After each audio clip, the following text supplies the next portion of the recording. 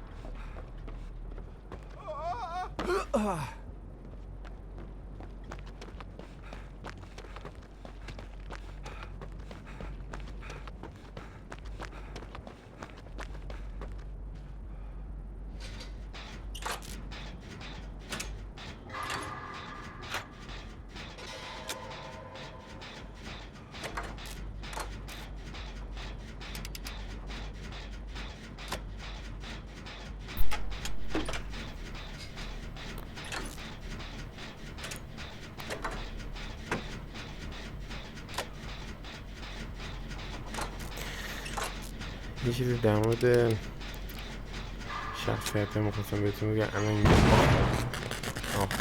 هر موقع موتور اینجوری صدا میده سریع این یه چیز صدا این میرسه به شکارچی و شکارچی ما رو تو مپ میتونه ببینه. این چرا ایرور داد؟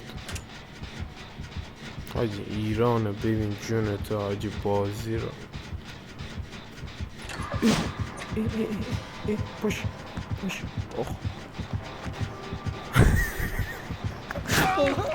حاجی در پا بزن رو بگیری جره محمد جره دار پا بزن آخ حاجی دریم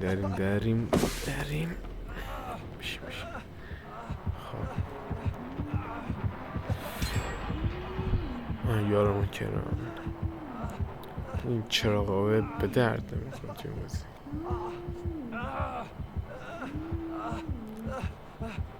حاجی همین دور بره یارمون اومد انا میاد داخل. در ورودی داره میشکنه میاد داخل. یه اسکل در حاجی حال برو تو کلش یا اومد باگی برو فلان درمان. این چراغ توانایی داره که مثلا تو صورتش اگه بزنی 2 ثانیه استام میشه. یعنی استام که نه کور میشه، یعنی تو بازی نمیتونی ببینه. مثلا من اینجا یعنی کوره نمیتونی ببینه. حالا بچه میریم فرق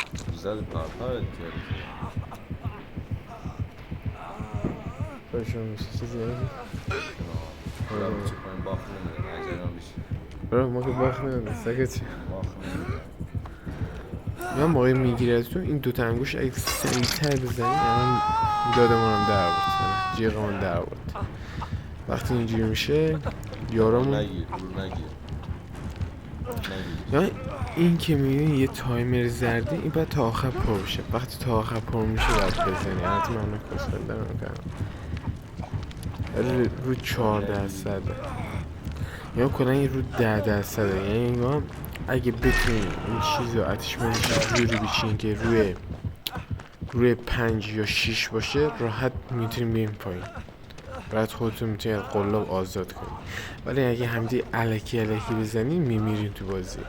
این قلاب تو شما شکارچی شما روی این قلاب آویزون میکنه تا اینکه ما خونمون تمام بشه میمیریم.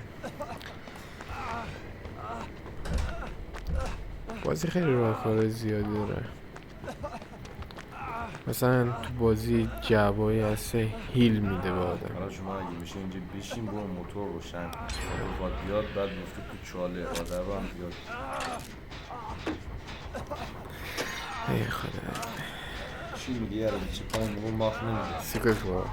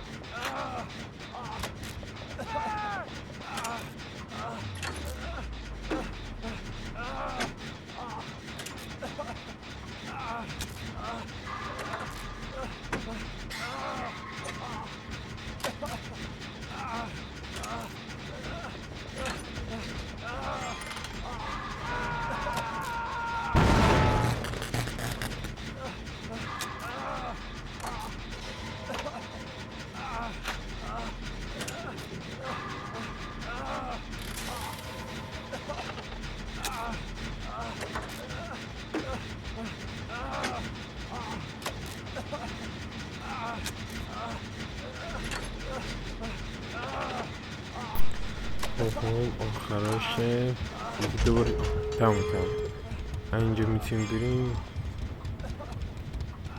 خب هیچ نیست هم میتونیم در خب بریم پایین اول.